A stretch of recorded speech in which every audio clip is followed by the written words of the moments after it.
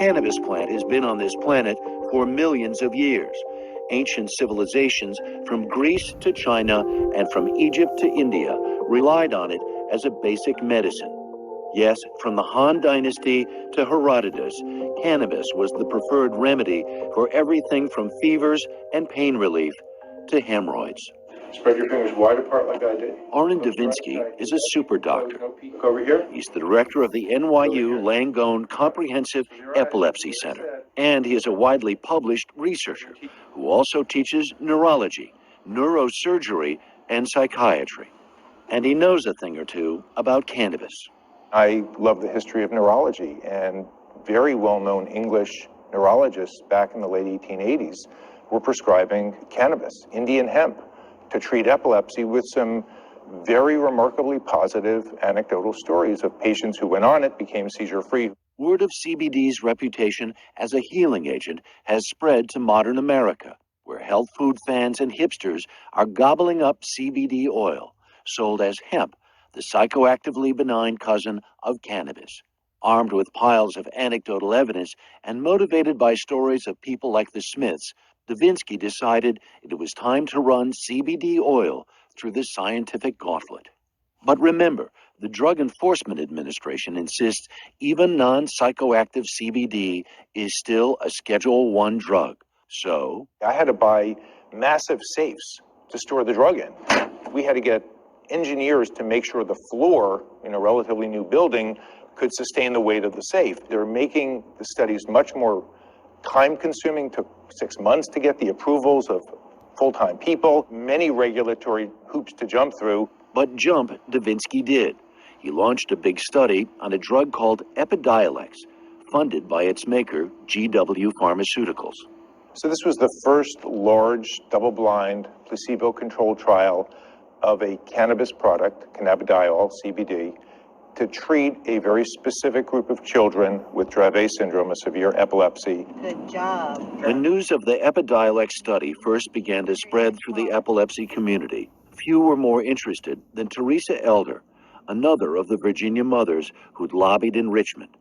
Teresa's 25-year-old son, Tommy, has been ravaged by seizures since he was a toddler. I mean, for years, we were the only family in the hospital that we knew that had a kid that was with uncontrollable seizures. Many times they had to sedate him so bad or so much, and then he would end up on life support. That one, good one. But Teresa felt trapped in the gray area between state and federal law, and breaking federal law was a risk she was not willing to take. You're breaking federal law to cross the state lines to get it into Virginia. Really? Yes, because I could go to D.C. and get some right now. But as soon as I cross into Virginia, I've broken a federal law. And Teresa is an employee of the federal government, so getting Tommy in the Epidiolex trial was her best shot. And I believe it was the first time I ever prayed that he would have a really bad brainwave, just because he had to get in this study. He had to. You're a funny man, Thomas. Which, it turns out, he did. Your prayers were answered. Oh, yeah. Tommy was accepted into the trial, and the results describe the changes. In a 2-year period, he was on life support 17 times. In these last 2 years, he's been on 1 time. 1 time. Seizure reduction. The number of seizures are probably between 60 and 70%.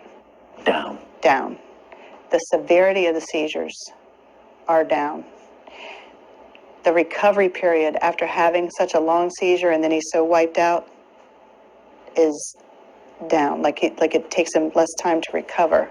And what they did is what Davinsky's research showed is game-changing. CBD worked, just as parents of children with epilepsy have believed.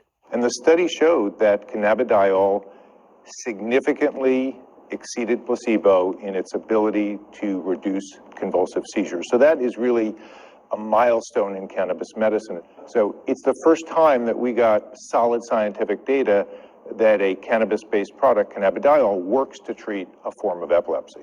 How big a breakthrough was this news about cannabidiol? For any of these epilepsies that are really treatment resistant, any new therapy that really moves the needle in some direction, for which some group of children have a dramatic response and many of the children have a modest response, is a huge improvement. We know that anything we do to reduce seizures helps improve lifespan and prevent death. Is he more present?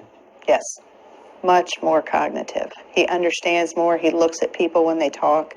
It kind of was like he was in a fog before. Just taking away the seizures, you can see the light bulbs going off and the brain starting to connect.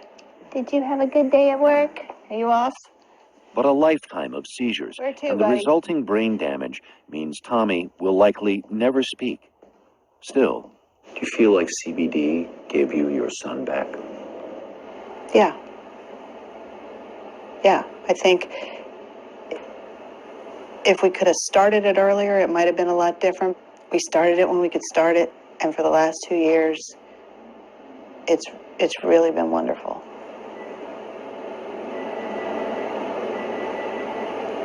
Gonna make Harry cry.